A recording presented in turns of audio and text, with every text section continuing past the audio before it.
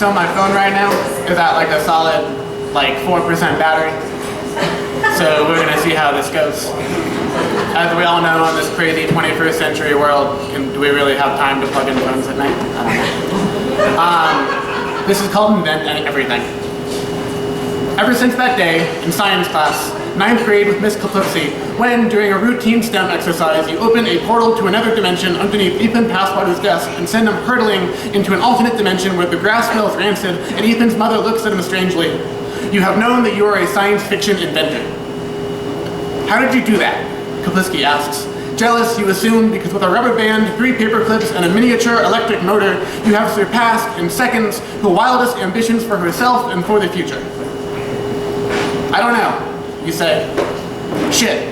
As rescue workers wearing hazmat suits file one by one into the portal, tethered to each other into Miss Kaplipsky's desk, I just did.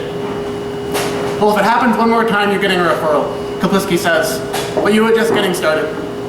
Junior year, you invent a metallic chip that, when planted into a person's neck, allows them to see the future of their relationship with anyone that they touch. A gold-ribbon science fair project that leads to the premature termination of Mr. Nielsen's marriage. Your first year of undergrad, visiting home on weekends as your father wastes away from cancer, you indulge his love of Gene Roddenberry. They'll build a holodeck, he gasps from his deathbed, a tractor beam. For your senior thesis, you create a ray gun, which, you assure campus security, does not destroy so much as it does obliterate life, erasing a living organism from existence and sending it back in time into the zero gravity of its mother's womb to start over and to begin anew.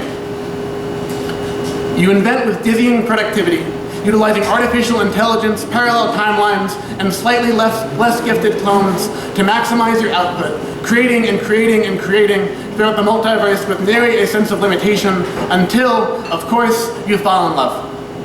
And suddenly, you need, no, you do not need, do not desire, fucking need, a device that lets you see the world as she sees it.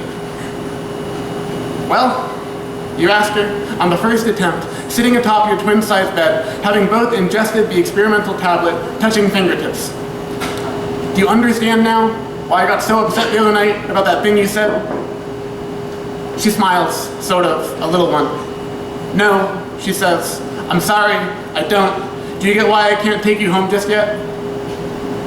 If it was working, you'd understand her sad, little sort of smile, but you don't, and it's not, and so you say, I'll be up late tonight. This might just be impossible, you realize, months later, but you are a science fiction inventor, and understanding is the entire point of science, and empathy is the entire point of fiction, and so, trashing the 405th failed attempt in the makeshift workshop of your rent-controlled apartment, you conclude that you are a failure, because no matter how much you tinker, you suspect you'll never produce a device that will enable her to see colors the way that you saw colors at Red Rocks last night, feeling melancholy at a national concert, standing in the cool, otherworldly mist of the season's first snow, tripping acid and unable to shake the notion that the left side of your body is more alive than the right, zoning out and blissed out, but wishing she was beside you, and in wishing this, feeling the nervous scrape of her fingers against your palm during the final seconds of that Vikings game, and she is smiling, nervous, a smile that you can only articulate the nuance of when you are hooked up to your language perfector helmet. You want so badly for her to feel an approximation of how you are feeling.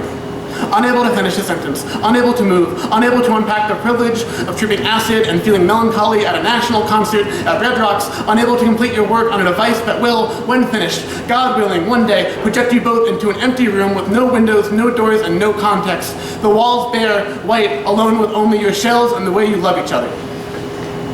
You say, not in an empty room with no windows, no doors, and no context, but in a regular room, a messy room, your room, unable to express how you are feeling, and as you draw the syllable out into oblivion using your moment elongator machine, you are not sure how many times you have put the ray gun to your chest, pulled the trigger, and disintegrated into the ether to awake, floating in the airy void of your mother's uterus, and to slide into the airy void of modest privilege, to return to this moment, in your regular room, your messy room, alone with her, and the cat, and the dog. Obliterate me, you say, and you will start over until you get it right. Thank you.